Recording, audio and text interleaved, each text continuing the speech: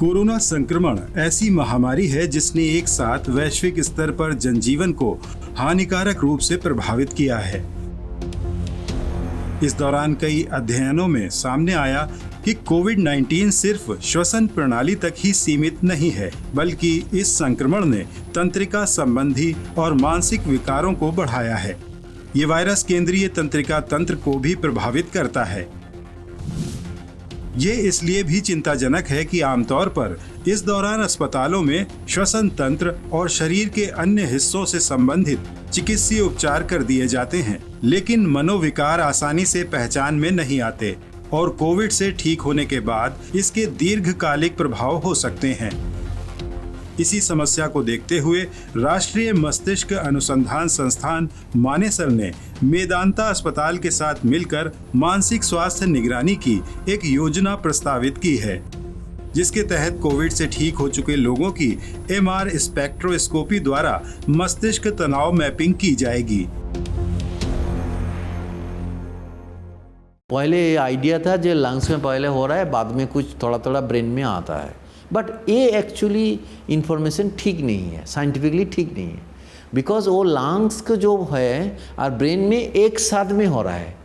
मान लीजिए लंग्स का इफेक्ट आपको साथ ही साथ मिल रहा है, बट ब्रेन का जो इफेक्ट है ना वो साथ ही साथ नहीं आ रहा है। वो इफेक्ट आ रहा है जब आपका हॉस्पिटल से आप रिलीज़ हो गया, आप घर में हैं, रेस्ट ले रहे हैं, उसी समय में आपको थोड़ा थोड़ा प्रॉब्लम शुरू हो जाएगा।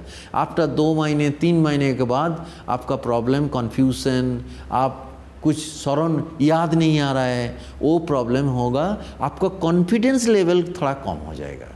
सो दिस इज़ वाई आपको उसी समय से थोड़ा प्रिकॉशन लेना ज़रूरी है। तो आपको थोड़ा सा कुछ सप्लीमेंट लेना पड़ेगा, जहाँ से आपको मल्टीविटामिन लेना पड़ेगा और एंटीऑक्सीडेंट लेना पड़ेगा।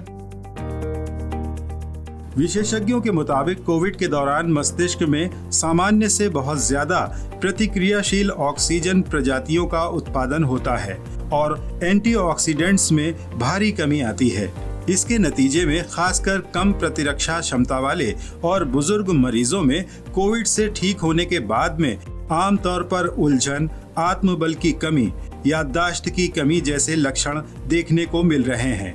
NBRC द्वारा प्रस्तावित इस योजना के तहत 3 अलग अलग ग्रुप में स्वस्थ लोगों, कोविड से ठीक हुए बिना लक्षण वाले लोगों और कोविड के बाद लक्षण आने वाले लोगों का संरचनात्मक, स्पेक्ट्रोस्कोपिक और व्यवहार संबंधी अध्ययन किया जाएगा और अत्याधुनिक ब्रेन मैपिंग तकनीक द्वारा प्रभाव का आकलन किया जाएगा।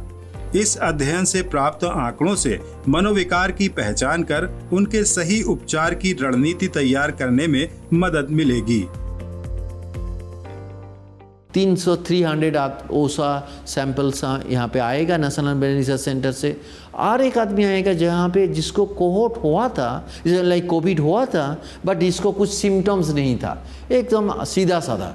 बट थर्ड केस है, कॉम्प्लिकेटेड है, जिसका साइकोलॉजिकल प्रॉब्लम है, न्यूरोसाइकेट्रिक प्रॉब्लम है, जिसको थोड़ा थोड़ा न्यूरोलॉजिकल प्रॉब्लम भी है, जो अब हेडेक ज़्यादा था। इसी तरफ से पर्सन को एक कैटेगरी में लगा देंगे।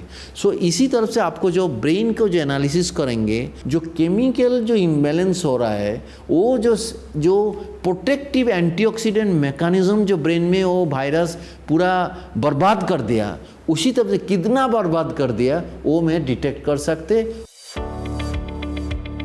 राष्ट्रीय मस्तिष्क अनुसंधान संस्थान तंत्रिका संबंधी और मनोविकार अध्ययन और अनुसंधान के प्रमुख संस्थानों में से एक है। इससे पहले संस्थान ने अल्जाइमर जैसे घातक मस्तिष्क रोग को लेकर महत्वपूर्ण शोध किए हैं। साथ ही संस्थान ने देश में मस्तिष्क विकारों और अनुसंधान से जुड़ी ऑनलाइन डेटाबेस प्रणाली भी विकसित की है, जिसका दुनिया भर के मनोवैज्ञानिक, चिकित्सा वैज्ञानिक और रणनीतिकार इस्तेमाल कर सकते हैं। इस अध्ययन से प्राप्त आंकड़े भी इसी डेटा सिस्टम द्वारा वैश्विक स्तर पर उपलब्ध कराए जाएंगे।